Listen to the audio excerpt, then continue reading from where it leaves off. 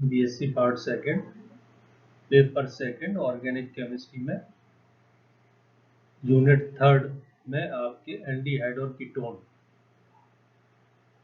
इस एल्डिहाइड और कीटोन के फर्स्ट लेसन में हमने इनका introduction, nomenclature, methods of preparation और सिंपल केमिकल रिएक्शंस पढ़ी थी। इस चैप्टर में हम जो विशेष नेम रिएक्शंस हैं एल्डिहाइड और कीटोन की, उनके बारे में पढ़ने जा रहे हैं। ये आपके किस कारण होती हैं?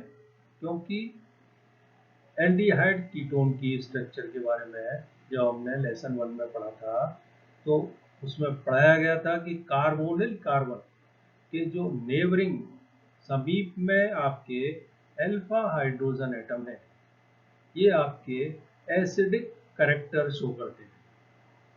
जब ये एसिड प्रोटॉन के रूप में हट जाते हैं तो ये बना हुआ कार्बोनाइड रेजोनेंस के द्वारा स्टेबलाइज हो जाता है, जिसे हम इनोलेट आयन कहते हैं।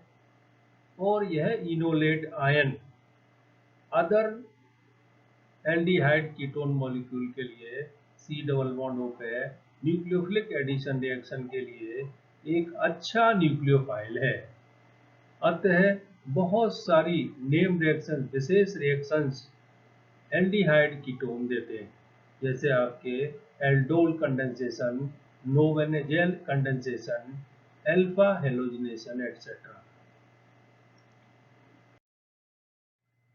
पहली वाली इसमें हम पढ़ने जा रहे हैं बेंजोइन संघनन। यह एरोमेटिक एल्डिहाइड की स्पेसिफिक रिएक्शन है।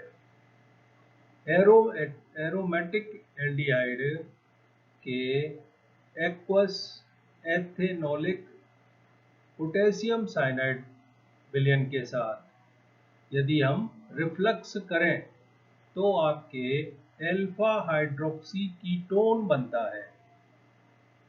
बेंजल्डिहाइड इस रिएक्शन के द्वारा, KCN के साथ रिएक्शन के द्वारा बेंजोइन बनाता है। इसीलिए इस रिएक्शन को हम बेंजोइन कंडेंसेशन कहते हैं। 2C6H5CHO रिएक्ट विद KCN, जिसका सॉल्यूशन बना हुआ है एक्वस वाटर और एथेनॉल में, इसके साथ गर्म करें तो बन जाता है आपके बेंजोइन। इसकी मैकेनिज्म, इस रिएक्शन की मैकेनिज्म में एल्डिहाइड के कार्बोनिल ग्रुप पर साइनाइड के रिएक्ट करने के कारण एनायन बनता है। यह एनायन रीअरेंजमेंट के द्वारा अपने से ज्यादा स्टेबल दूसरे एनायन में बदल जाता है। KCN आपके आयोनिक साल्ट है, ये आपके आयोनाइज हो जाता है K+ और Cn-। इस Cn- न्यूक्लियोफाइल का यहाँ अटैक हो जाता है कार्बोनिल कार्बन पे। Cn यहाँ कार्बन पे जुड़ गया और C डबल बॉन्ड O के इलेक्ट्रॉन आ गए ऑक्सीजन पे। ये Cn- का नेगेटिव चार्ज एक तरह से किस पे आ गया? ऑक्सीजन पे, और ये दोनों जुड़ गए।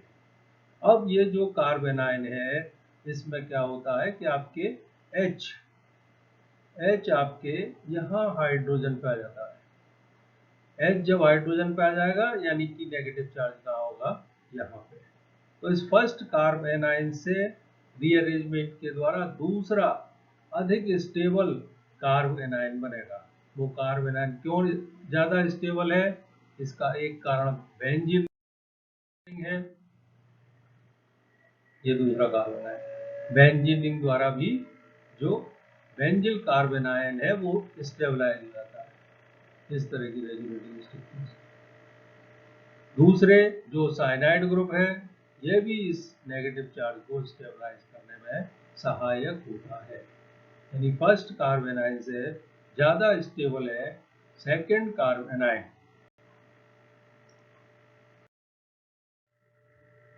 अब इस दूसरे कार्बोनाइन का अब जो बना हुआ है सेकेंड कार्बोनाइन, इसका दूसरे कार्बोनिल बेंजल्डिहाइड मॉलिक्यूल पे न्यूक्लियोफिलिक एडिशन होगा।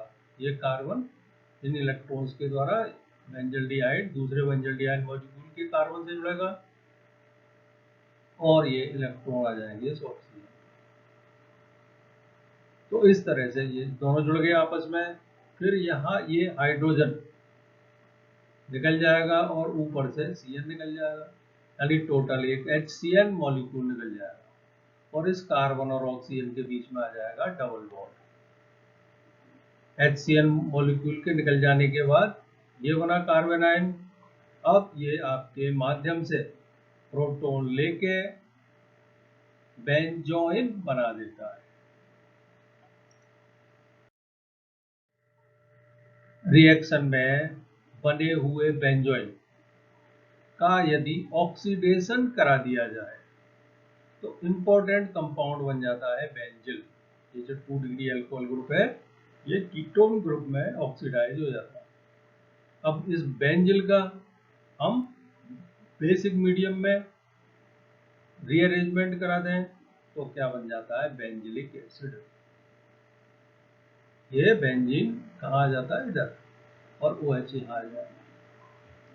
जब दो डिफरेंट एल्डिहाइड का मिक्सचर हो उसको हम एक्वस एथेनोलिक KCN के साथ रिफ्लक्स करें तो मिक्स्ड बेंजोइन और सिंगल बेंजोइन प्राप्त होते हैं। ये आपके Ar1CHO प्लस Ar2CHO ये दो अलग अलग आपस में जुड़ गए, ये बेंजोइन या Ar2 पहले और ये R1। यह रिएक्शन आपके एलिफेटिक एल्डिहाइडों में नहीं पाई जाती। ये मुख्यतः है बेंजोइन कंडेंसेशन एक तरह से बेंजल्डिहाइड की रिएक्शन है। दूसरी मोस्ट इंपोर्टेंट रिएक्शन है एल्डोल कंडेंसेशन। ये सभी देते हैं कि ऐसे कार्बोनिल कंपाउंड एल्डिहाइड भी कीटोन भी इनके दो मॉलिक्यूल में कम से कम एक में अल्फा कार्बन एटम एक या एक से ज्यादा प्रेजेंट हो तो वो क्या करते हैं वीक डाइल्यूट बेस सॉल्यूशन की प्रेजेंस में सेल्फ कंडेंस होके बीटा हाइड्रोक्सी एल्डिहाइड या बीटा हाइड्रोक्सी कीटोन बनाते हैं। इन बीटा हाइड्रोक्सी एल्डिहाइड या कीटोन को एक जनरल नाम है एल्डोल बनाते हैं। इस रिएक्शन को एल्डोल कंडेंसेशन कहते हैं। जैसे एग्जांपल दिया है एसिटाल्डिहाइड या IUPAC में एथेनॉल के दो मॉलिक्यूल आपस में वीक बेस पोटेशियम कार्बोनेट या सोडियम कार्बोनेट या बेरियम हाइड्रोक्साइड सॉल्यूशन की प्रेजेंस में आपस में जुड़कर एसिटाल्डोल बनाते हैं। ये आपके दोनों जुड़ जाएंगे, ये H यहाँ ऑक्सीजन पे आ जाएगा, ये सिंगल बॉन्ड OH हो गया और कार्बन CH2 से जुड़ गया। ये आपके बीटा हाइड्रोक्सी ब्यूटेनॉल कहलाएगा एसिटाल्डोल। इसी प्रकार प्रोपोइनॉन के दो मॉलिक्यूल भी आपस में बेरियम हाइड्रोक्साइड की प्रेजेंस में सेल्फ कंडेंस होकर डाई एसीटोन एल्कोहल बनाते हैं। ये H आ जाएगा O के पास और आपके ये दोनों आपस में जुड़ जाएंगे CC। अब इसकी मैकेनिज्म एल्डिहाइड या कीटोन का एक मॉलिक्यूल डाइल्यूट बेस सॉल्यूशन के साथ सेल्फ ही अल्फा कार्बन एटम से एक प्रोटॉन रिलीज करके कार्ब एनायन बनाता है जो रेजोनेंस के द्वारा स्टेबलाइज होता है। इसमें कार्बन एटम तथा ऑक्सीजन दोनों एटम्स पर नेगेटिव चार्ज का डीलोकेलाइजेशन रहता है। ऐसे एनायन को इनोलेट आयन कहते हैं। ये एनायन कार्बन न्यूक्लियोफाइल की तरह एल्डिहाइड और कीटोन के दूसरे मॉलिक्यूल से एडिशन रिएक्शन देके एल्डोल बना देते हैं। जैसे यहाँ पे ये जो बेस है, इस बेस को ये अल्फा हाइड्रोजन एटम रिलीज हुआ बेस के साथ, OH माइनस के साथ, ये अल्फा हाइड्रोजन एसिड नेचर यानी कि वाटर के रिलीज हो जाने के बाद इस कार्बन पे नेगेटिव चार्ज, और ये नेगेटिव चार्ज आपके रेजोनेंस के द्वारा डीलोकलाइज है, आ गया ऑक्सीजन। इसको कहते हैं हम इनोलेट एनायन। अब ये इनोलेट एनायन दूसरे एल्डिहाइड या कीटोन मॉलिक्यूल पे न्यूक्लियोफिलिक योग करेगा। ये मॉलिक्यूल मालूम है हमें, C डबल बॉन्ड O कैसा होता है, पोलर होता है, यानी ऑक्सीजन पे नेगेटिव, कार्बन पे पॉजिटिव। इस तरह की रेजोनेटिंग स्ट्रक्चर्स मानी गई है किसी भी एल्डिहाइड कीटोन की। तो ये यहाँ न्यूक्लियोफाइल नेगेटिव चार्ज वाला इनोलेट आयन इस पॉजिटिव वाले कार्बन पे अटैक करेगा, ये यहाँ जुड़ गए। और फिर जब जुड़ने के बाद यह यहाँ पे मीडियम से, जल से एक प्रोटॉन लेके क्या बना देगा आपके एसीटेल्डोल। इस प्रकार एल्डोल कंडेंसेशन में कार्बोनिल ग्रुप दो कार्य करता है। पहला तो इनोलेट बनाने हेतु अल्फा हाइड्रोजन को पर्याप्त एसिडिक बनाता है, जिससे आपके न्यूक्लियोफाइल के फॉर्मेशन में हेल्प होती है। दूसरा, न्यूक्लियोफाइल के एडिशन के लिए यह स्थान उपलब्ध कराता है। अब इसी जो एल्डोल बने हुए कंपाउंड हैं उनका डिहाइड्रेशन, निर्जलीकरण, जो बने हुए एल्डोल कंपाउंड हैं उनको यदि हम डाइल्यूट HCl या आपके सोडियम बाइसल्फेट के साथ गर्म करें तो क्या होता है, ये वाटर मॉलिक्यूल निकल जाता है, OH यहाँ से और H यहाँ से। तो अनसैचुरेटेड एल्डिहाइड और कीटोन कार्बोनिल कंपाउंड का फॉर्मेशन हो जाता है, प्रोटोन एल्डिहाइड बन गया। यहाँ भी OH और H वाटर मॉलिक्यूल निकला तो मेसिटिल ऑक्साइड बन गया। इसी एल्डिहाइड कीटोन में अगला आपका एक जब कंपाउंड पढ़ेंगे तो अनसैचुरेटेड कार्बोनिल कंपाउंड भी हमें पढ़ने हैं। तो ये उनको बनाने के लिए एल्डोल का डिहाइड्रेशन मेथड्स ऑफ प्रिपरेशन में हम पढ़ेंगे। मेसिटिल ऑक्साइड पर, इस मेसिटिल ऑक्साइड पर एसीटोन का एक मॉलिक्यूल यदि जुड़ जाए तो उससे क्या बन जाता है, फोरोन बनता है। ये एक्स्ट्रा एडिशनल रिएक्शन है, इस तरह से फोरोन बन जाता है। एल्डोल डिहाइड्रेशन की ये मैकेनिज्म, जो बेस है, बेस कहाँ करेगा, इस एसिडिक नेचर के हाइड्रोजन को एब्स्ट्रैक्ट करेगा, ग्रहण करेगा, और ये फिर यहाँ C डबल बॉन्ड CH और यहाँ से OH माइनस निकल जाएगा, यानी कुल मिला के इन दोनों के बीच क्या आ जाएगा, डबल बॉन्ड।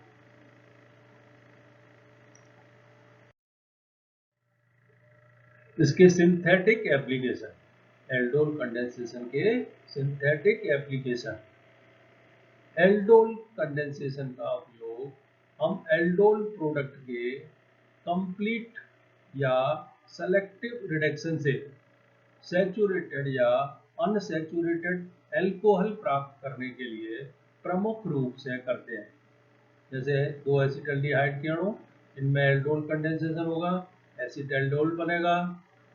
इस एसिटल्डोल में हम सेलेक्टिव रिडक्शन कराएं NaBH4 के द्वारा तो केवल कार्बोनिल ग्रुप का रिडक्शन होगा। ये एल्डिहाइड ग्रुप एल्कोहल में यानी प्रोटोनिल एल्कोहल बन जाएगा। और यदि कंप्लीट रिडक्शन इस डबल बॉन्ड का भी कराया और इसका भी कराया तो सिंपल आपके 2,1 ब्यूटेनल बन जाएगा।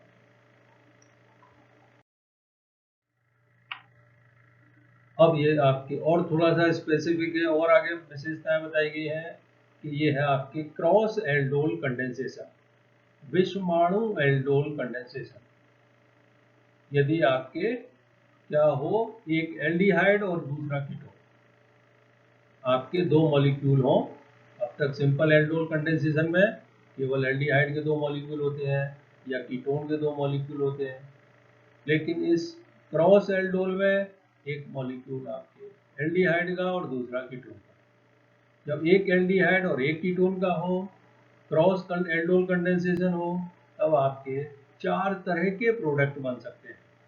इस एसिटल्डिहाइड से H हट जाने के बाद ये इस तरह का -CH2CHO ये न्यूक्लियोफाइल बनेगा, और इससे क्या होगा, H अल्फा हाइड्रोजन निकल जाने के बाद CH3CO CH2- न्यूक्लियोफाइल बनेगा।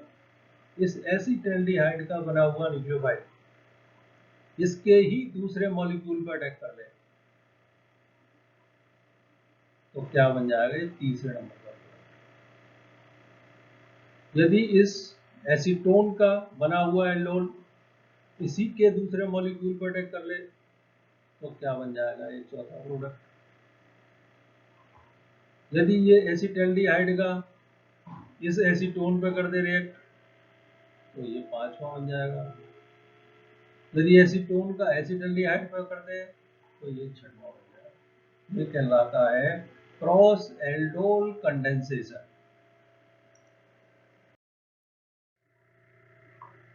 आपके प्रोडक्ट 3 और 4 का बनना जनरली एल्डोल कंडेंसेशन द्वारा बताया जा सकता है। प्रोडक्ट 5 एसीटोन के इनोलेट आयन का एसिटल्डिहाइड के साथ कार्बोनिल ग्रुप पर न्यूक्लियोफिलिक अटैक के द्वारा समझाया जा सकता है। ये एसीटोन का बना हुआ इनोलेट आयन रिएक्ट करे आपके किस पे, एसिटल्डिहाइड पर। दूसरे में क्या करें, ये आपके इनोलेट आयन बदल गया, कौन सा, एसिटल्डिहाइड का इनोलेट किस पे रिएक्ट करें, न्यूक्लियोफिलिक योग किस पे हो, एसीटोन पे, तो छठा प्रोडक्ट बन जाएगा।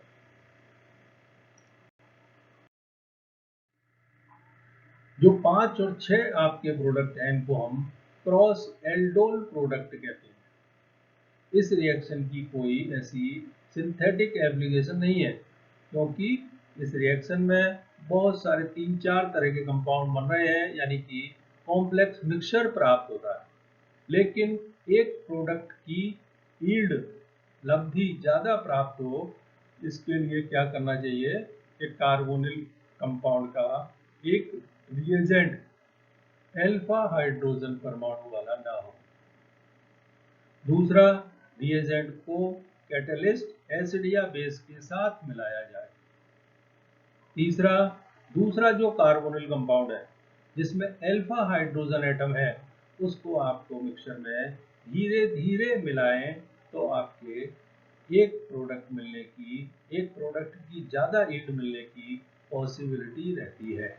जैसे बेंजल्डिहाइड, इसमें अल्फा कार्बन नहीं है, इसमें हम डालें अल्फा कार्बन वाले एसिटल्डिहाइड तो आपको ये प्रमुख रूप से सिनेमल्डिहाइड बन जाएगा।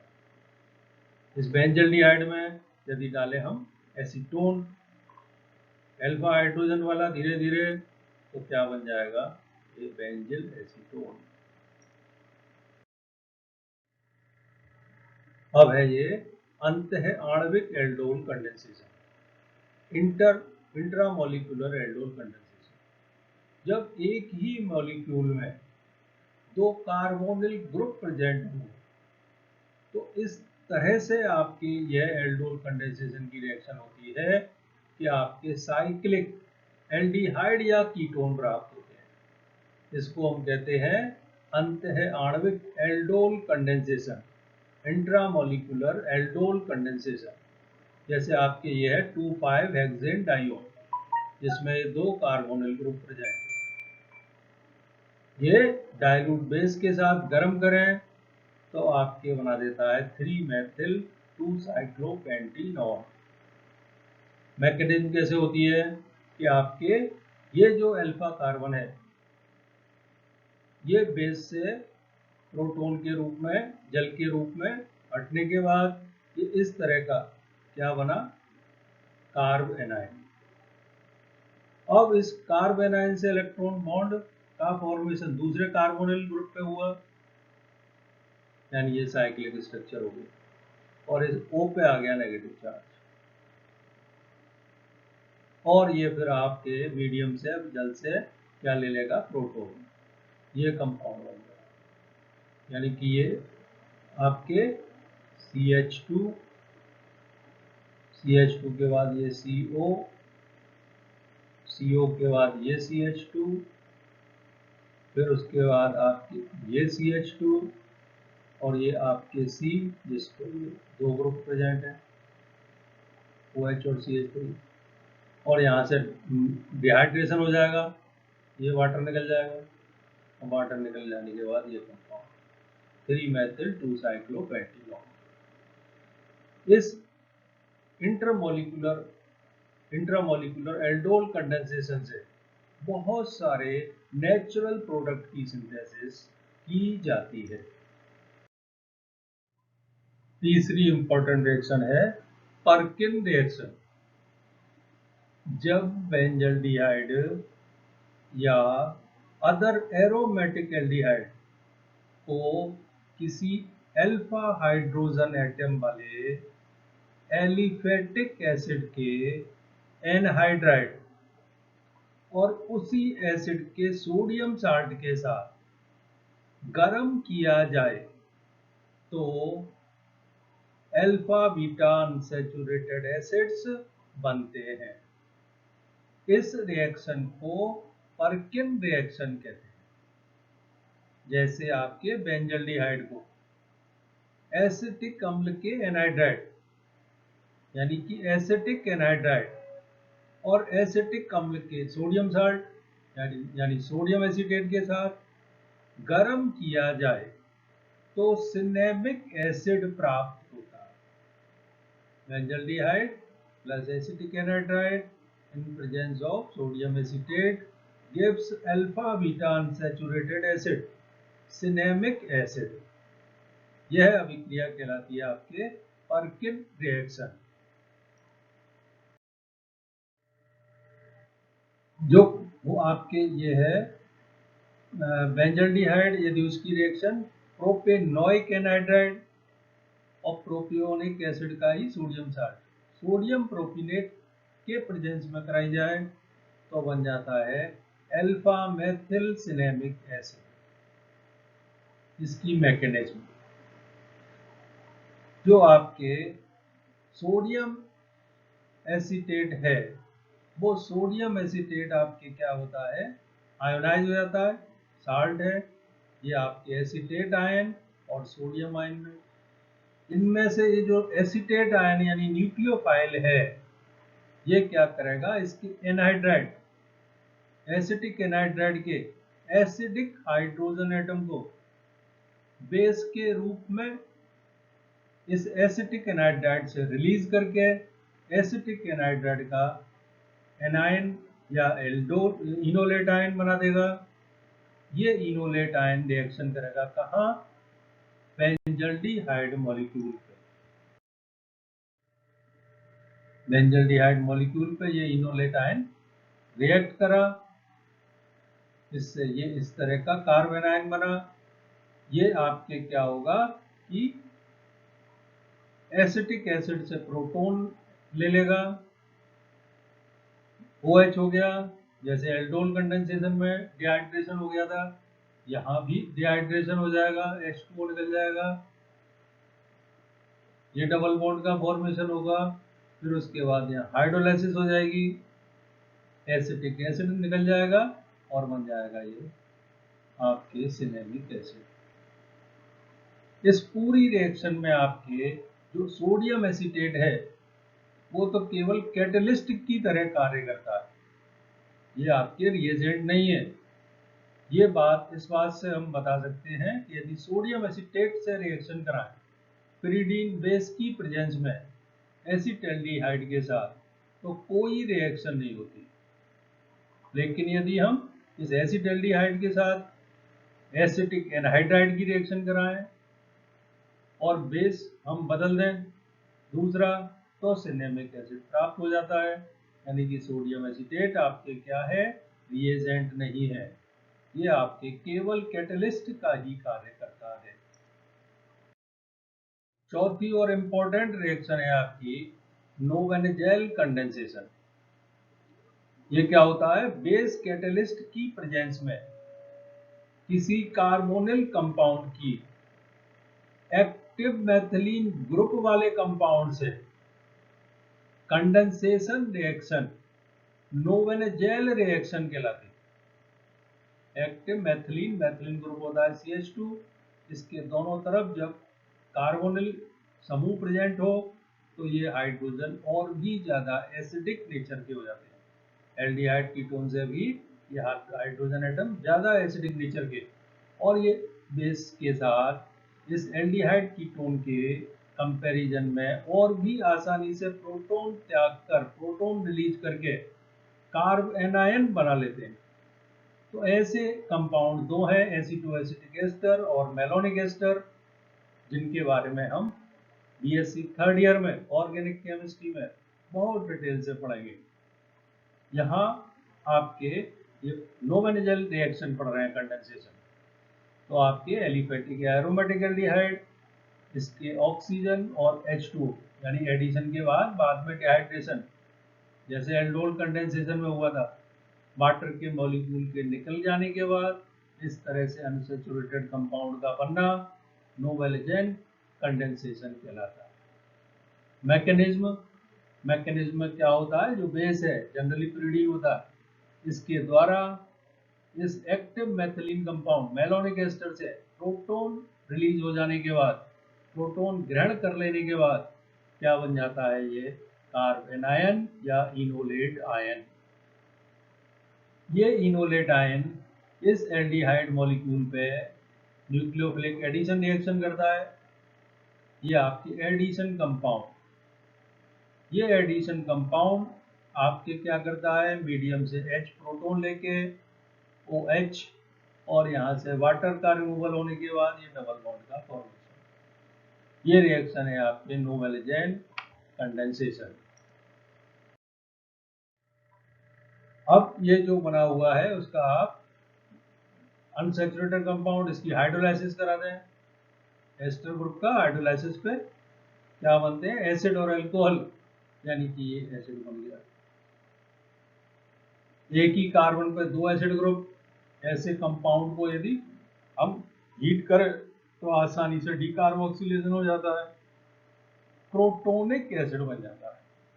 यानी कि आपके ये नोवेनजेल रिएक्शन भी क्या है, अल्फा बीटा अनसैचुरेटेड एसिड्स को बनाने का एक मेथड है। नोवेनजेल रिएक्शन क्या होता है, रिवर्सेबल होती है। इसमें जो इक्विलिब्रियम है वो लेफ्ट साइड की ओर ज्यादा होता है, जिसके कारण लेफ्ट साइड की ओर ज्यादा है, तो जिसके कारण जो प्रोडक्ट है वो बहुत कम यील्ड, बहुत कम मात्रा में प्राप्त होता है। ज्यादा प्रोडक्ट मिले इसके लिए इसमें सुधार किया गया कोक के द्वारा। उसने क्या किया कि जो रिएक्शन बेंजीन मीडियम में कराई, तो रिएक्शन में बना हुआ आपके ये मिक्सचर स्थिर क्वाथी मिश्रण, एजियोट्रोपिक मिक्सचर, ये आप फिजिकल केमिस्ट्री में पढ़ोगे, BSc सेकेंड ईयर में ही फिजिकल केमिस्ट्री में के रूप में निकलता जाता है। जिससे क्या होता है कि सामने आपके राइट हैंड साइड की ओर खिसक जाता है। इस रिएक्शन को इसलिए आजकल क्या कहते हैं, कोक नोवेनजेल रिएक्शन। यदि मीडियम बेंजीन ले लिया जाए जिससे कि प्रोडक्ट की यील्ड ज्यादा प्राप्त हो, तो यही रिएक्शन कहलाती है कोक नोवेनजेल रिएक्शन। पांचवी इंपॉर्टेंट रिएक्शन है क्लेजन कंडेंसेशन। कीटोन या एस्टर जिसमें अल्फा हाइड्रोजन एटम को किसी एस्टर के साथ कंडेंस करा के बीटा डाइकीटोन या बीटा कीटो एस्टर बनाया जाए, तो यह रिएक्शन कहलाती है क्लेजन कंडेंसेशन। यह रिएक्शन सोडियम इथोक्साइड या सोडामाइड जैसे स्ट्रॉन्ग बेस की प्रेजेंस में, कैटलिस्ट की प्रेजेंस में होती है। यह एस्टर की रिएक्शन दूसरे एस्टर, तो ये एथेनॉल मॉलिक्यूल निकल के बना आपके बीटा डाइकीटोन। ये रिएक्शन कहलाएगी आपकी क्लेजन कंडेंसेशन।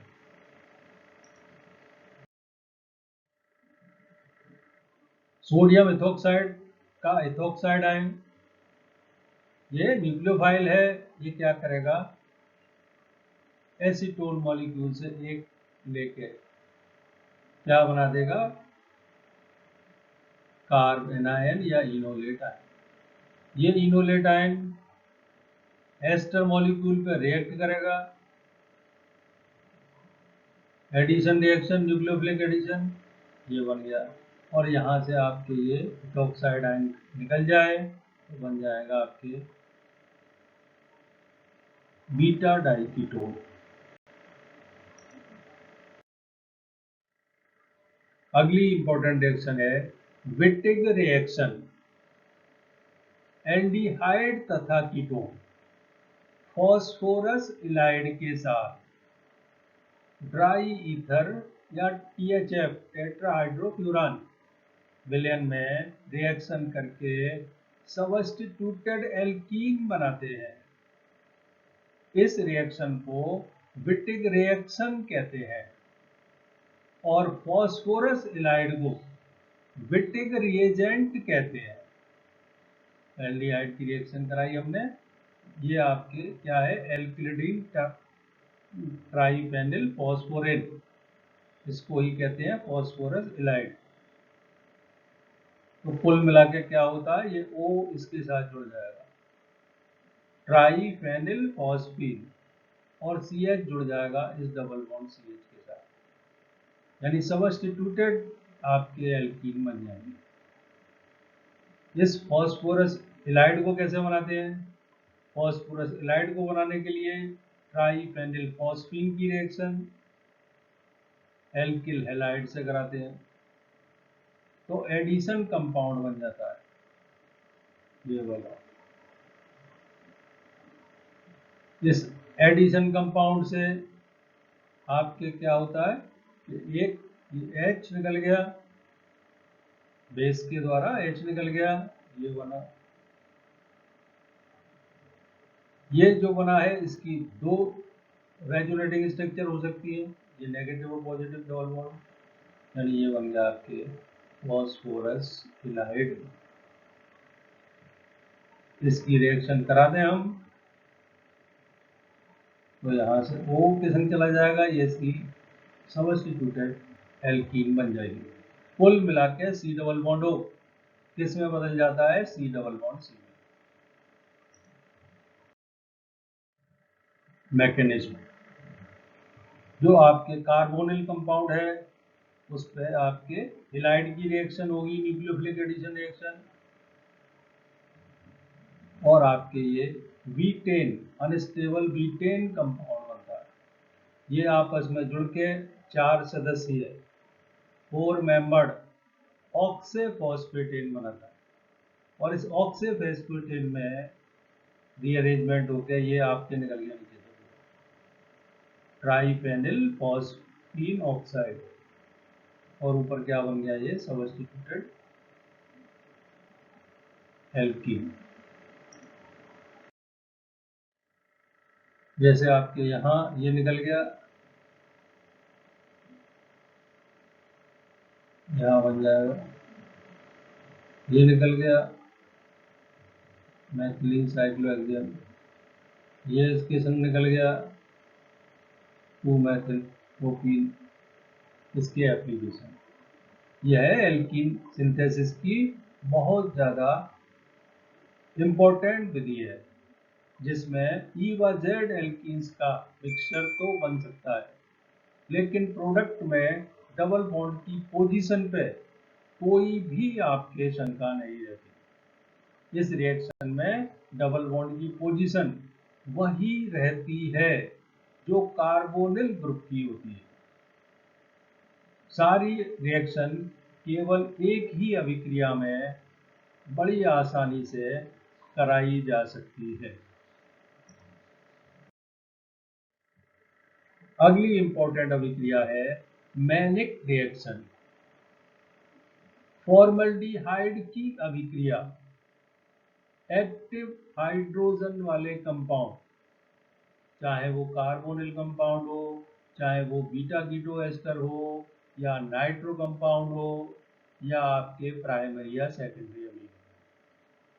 फॉर्मल्डिहाइड की रिएक्शन किसी भी एक्टिव हाइड्रोजन कंपाउंड से कराने पर बीटा अमीनो कार्बोनिल कंपाउंड का फॉर्मेशन होता है, जिसे हम मैनिक क्षार भी कहते हैं, और यह रिएक्शन कहलाती है मैनिक रिएक्शन।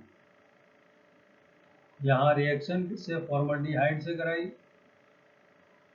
और ये सेकेंडरी अमीन। तो आपके क्या हुआ कुल मिला के? ये O और यहाँ से H और ये NH का H, ये वाटर के रूप में निकल जाएगा। यानी क्या कंपाउंड बनेगा? C6H5 CO, यहाँ से H निकल गया CH3 से तो CH2, फिर इसका ये CH2, फिर यहाँ बचा N और CH3 का होल ट्वाइस। ये मैनिक क्षार का फॉर्मेशन होता है। रिएक्शन की मैकेनिज्म है, इसमें क्या होता है? इमीनियम साल्ट का फॉर्मेशन होता है, जो एक्टिव हाइड्रोजन कंपाउंड के इनोलेट एनाइन पर रिएक्शन करता है। ये सेकेंडरी अमीन का कार्बोनिल फॉर्मल्डिहाइड में क्या हो जाएगा? न्यूक्लियोफिलिक एडिशन, यहाँ जुड़ा और ये यहाँ, और फिर ये H कहाँ जुड़ेगा? ऑक्सीजन पे, और यहाँ से ये OH माइनस होकर बन जाएगा इमीनियम आयन। इमीनियम आयन की ये रेजोनेटिंग स्ट्रक्चर बता रखी है। यहाँ पे आ गया आपके इलेक्ट्रॉन, तो यहाँ पॉजिटिव चार्ज, ये आपके बन गया। अब बेस की प्रेजेंस में क्या होगा? अल्फा हाइड्रोजन एटम निकल जाने पे ये बनेगा कार्बेनाइड या इनोलेट, जिसकी ये रेजोनेटिंग स्ट्रक्चर है। अब ये सेकेंडरी अमीन से बना हुआ पॉजिटिव आयन, और आपके अल्फा हाइड्रोजन वाले कंपाउंड कार्बोनिल कंपाउंड से बना हुआ ये इनोलेट आयन, ये आपस में जुड़ के बना देंगे मैनिक क्षार।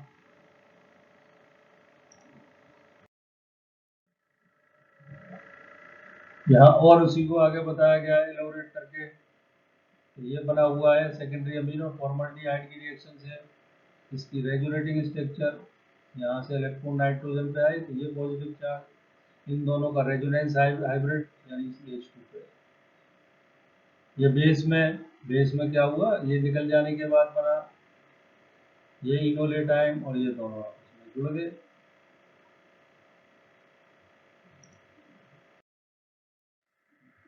अगली इंपॉर्टेंट 8वीं है कैनिजारो रिएक्शन।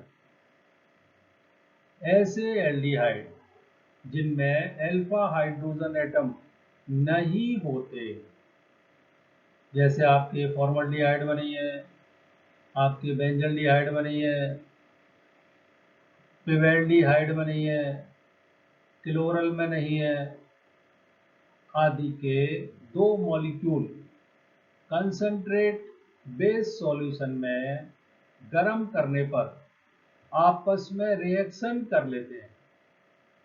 इनमें से एक मॉलिक्यूल का एथेनॉल में रिडक्शन हो जाता है और दूसरे का एसिड में ऑक्सीडेशन हो जाता है, जो बेस की प्रेजेंस में साल्ट के रूप में प्राप्त होता है। यह रिएक्शन कहलाती है कैनिजारो अभिक्रिया। फॉर्मल्डिहाइड के दो मॉलिक्यूल में से एक का रिडक्शन हो गया तो मेथेनॉल, और फॉर्मल्डिहाइड के एक मॉलिक्यूल का ऑक्सीडेशन हो गया यानी कि सोडियम फॉर्मेट। ऐसे पिवेल्डिहाइड में एक से एल्कोहल और दूसरे से बन जाएगा एसिड। मेटा नाइट्रोबेंजल्डिहाइड में एक का बन जाएगा बेंजिल अल्कोहल और दूसरे का बन जाएगा बेंजोइक एसिड का साल्ट, यानी पोटेशियम। KOH की प्रेजेंस में करा है तो पोटेशियम साल्ट। कैनिजारो रिएक्शन आपके न्यूक्लियोफिलिक एडिशन का एग्जाम्पल है। इस रिएक्शन में लगातार दो एडिशन होते हैं, पहला OH- का और दूसरा H- का, हाइड्रोक्साइड आयन का और हाइड्राइड आयन का। ये एक मॉलिक्यूल पे हाइड्रोक्साइड आयन का न्यूक्लियोफिलिक ऐड हुआ, ये यहाँ कार्बन में तो O का नेगेटिव, और ये जो O नेगेटिव है यहाँ क्या करेगा, आपके दूसरे का मॉलिक्यूल पे क्या करेगा, न्यूक्लियोफिलिक एडिशन। ये O- H आपके यहाँ गया, O ने क्या करा, यहाँ बॉन्ड बना लिया, यानी RCOOH हो गया। H इधर गया, O पे नेगेटिव चार्ज आ गया। ये एसिड है, ये अल्कोहल का, ये यहाँ से H इधर आ गया अल्कोहल, और ये आपकी carboxylate ion. Cross Cannizzaro reaction, जब दो अलग अलग एल्डिहाइड की रिएक्शन कराई जाए तो इसे क्रॉस कैनिजारो रिएक्शन कहते हैं। इस रिएक्शन में भी एल्डोल कंडेंसेशन के अनुसार, क्रॉस एल्डोल कंडेंसेशन के अनुसार 4 प्रोडक्ट प्राप्त होते हैं। लेकिन यदि एक एल्डिहाइड फॉर्मल्डिहाइड हो तो रिएक्शन में एक प्रोडक्ट निश्चित तौर पर सोडियम फॉर्मेट बनता है, यानी कि फॉर्मल्डिहाइड का तो ऑक्सीडेशन ही होता है, और अन्य दूसरा जो एल्डिहाइड है उसका क्या होता है, रिडक्शन, उससे अल्कोहल बनता है। फॉर्मल्डिहाइड की रिएक्शन बेंजल्डिहाइड से कराए तो फॉर्मल्डिहाइड का बन गया ये सोडियम साल्ट, और इस दूसरे बेंजल्डिहाइड से बन गया benzyl alcohol. Internal Cannizzaro reaction, दो अलग अलग एल्डिहाइड के मॉलिक्यूल थे, लेकिन यदि एक ही मॉलिक्यूल में दो एल्डिहाइड ग्रुप हो तो वो कैसी कहलाएगी, इंटरनल कैनिजारो रिएक्शन। कुछ डाई एल्डिहाइड या आपके dicarbonyl compound concentrate base के साथ रिएक्शन कराने पे अंतः आणविक कैनिजारो अभिक्रिया भी देते हैं। जैसे आपके ग्लाइकोजल में एक CHO का ऑक्सीडेशन हो गया, पोटेशियम ग्लाइकोलेट बन जाएगा। ये 50% की वजह से कराएं ग्लाइकोजल की तो पोटेशियम ग्लाइकोलेट बनता है। मैकेनिज्म, ये आपके क्या करेगा, यहाँ पे न्यूक्लियोफिलिक एडिशन इस कार्बन पे करा तो OH यहाँ जुड़ा, इस O पे आ गया नेगेटिव चार्ज, यहाँ पे आपके ये इधर, और इस H का माइग्रेशन दूसरे कार्बन पे, हाइड्राइड आयन का धीमी गति से माइग्रेशन हो जाता है इस कार्बन से इस कार्बन, और ये नेगेटिव चार्ज कहाँ जाता है, इस ऑक्सीजन।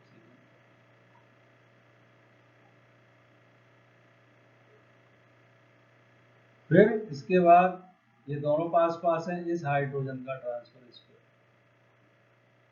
यहाँ अब हो गया OH- OH और ये हो गया O-, और फिर इसके बाद ये आपकी ये बन गई, यहाँ थोड़ा गलत लग रहा है, एक ग्रुप आपके ऑक्सीडाइज होगा और दूसरा रिड्यूस CH2OH होगा। एल्फा हाइड्रोजन वाले एल्डिहाइड कंसंट्रेट बेस के साथ रेजिन बना देते हैं, यानी उसमें पॉलीमराइजेशन रिएक्शन हो जाती है। एल्फा हाइड्रोजन वाला एसिटिल्डिहाइड रिएक्शन कंसंट्रेट NaOH की प्रेजेंस में कराएं तो बहुत सारे अणु मिलते हैं, रेजिन बना देते हैं। अब इस चैप्टर में जितनी भी हमने रिएक्शंस पढ़ी हैं, बेंजोइन, एल्डोल, पर्किन, नोबोनिजेल, बिटिग, इन सब की जो मेन समरी है वो इस तरह यहाँ दे रखी है। कि बेंजोइन कंडेंसेशन में क्या है, ये एरोमेटिक एल्डिहाइड की रिएक्शन है मुख्य रूप से। इसमें आपके एक्वस एथेनोलिक पोटेशियम साइनाइड के साथ हम रिफ्लक्स करें तो क्या बन जाता है, अल्फा हाइड्रोक्सी कीटोन, या जिसे हम कहते हैं बेंजोइन संघनन। एल्डोल कंडेंसेशन में क्या होता है, ये सारे एल्डिहाइड कीटोन देते हैं कार्बोनिल कंपाउंड के 2 मॉलिक्यूल, जिनमें कम से कम एक अल्फा कार्बन परमाणु पर एक या एक से अधिक हाइड्रोजन एटम प्रेजेंट हो। वो डाइल्यूट वीक बेस की प्रेजेंस में सेल्फ कंडेंस होके बीटा हाइड्रोक्सी एल्डिहाइड या बीटा हाइड्रोक्सी कीटोन यानी एल्डोल बनाते हैं, जिसे हम कहते हैं एल्डोल कंडेंसेशन। पर्किन रिएक्शन में क्या होता है कि एरोमेटिक एल्डिहाइड की क्रिया अल्फा हाइड्रोजन परमाणु वाले एलिफेटिक एसिड के एनाइड्राइड और उसी के सोडियम साल्ट के साथ कराएं तो अल्फा बीटा अनसैचुरेटेड एसिड बनता है, जिसे पर्किन रिएक्शन कहते हैं। नोवेनेजल रिएक्शन कार्बोनिल कंपाउंड की रिएक्शन किसी एक्टिव मैथिलीन ग्रुप वाले कंपाउंड से कराएं बेस कैटलिस्ट की प्रेजेंस में तो अल्फा बीटा अनसैचुरेटेड एसिड प्राप्त होते हैं। क्लेजन कंडेंसेशन कीटोन का एस्टर के साथ बेस कैटलिस्ट जैसे सोडियम मेथॉक्साइड की प्रेजेंस में कंडेंसेशन कराएं तो बीटा डाई कीटोन प्राप्त होते हैं। बिटिक रिएक्शन, इसमें कोई भी एल्डिहाइड कीटोन उसकी रिएक्शन हम फॉस्फोरिन से कराएं या फॉस्फोरस एलाइड से कराएं तो आपकी सब्स्टिट्यूटेड एल्कीन बन जाती है, डबल बॉन्ड O कन्वर्ट हो जाता है C डबल बॉन्ड C में, और डबल बॉन्ड की पोजीशन वही रहती है जो कार्बोनिल कंपाउंड में है। मैनिक रिएक्शन, इसमें फॉर्मल्डिहाइड की रिएक्शन एक्टिव हाइड्रोजन वाले कार्बोनिल कंपाउंड और प्राथमिक या द्वितीयक अमीन से कराएं तो बीटा अमीनो कार्बोनिल कंपाउंड यानी मैनिक बेस बनते हैं, जिसे हम कहते हैं मैनिक रिएक्शन। लास्ट में पड़ी थी कैनिजारो रिएक्शन, ऐसे कार्बोनिल कंपाउंड जिनमें कि ऐसे एल्डिहाइड जिनमें कि अल्फा हाइड्रोजन नहीं है, वो आपके कंसंट्रेट बेस सॉल्यूशन में गर्म करने पे क्या करते हैं कि एक मॉलिक्यूल का तो ऑक्सीडेशन होके एसिड का साल्ट बन जाता है और दूसरे मॉलिक्यूल का रिडक्शन होकर एल्कोहल बन जाता है। ये सारा जो हमने पढ़ा है उसमें जो रेफरेंसेस हैं जिनकी किताबों की सहायता ली गई है वो है आपकी organic chemistry volume 1 IL Finar, दूसरा है organic chemistry Morrison and Boyd, तीसरा है ऑर्गेनिक केमिस्ट्री ब्रोइस, और मेन जो योगदान है वो आपके organic chemistry CS6 Vardhman Mahaveer open university Kota. धन्यवाद।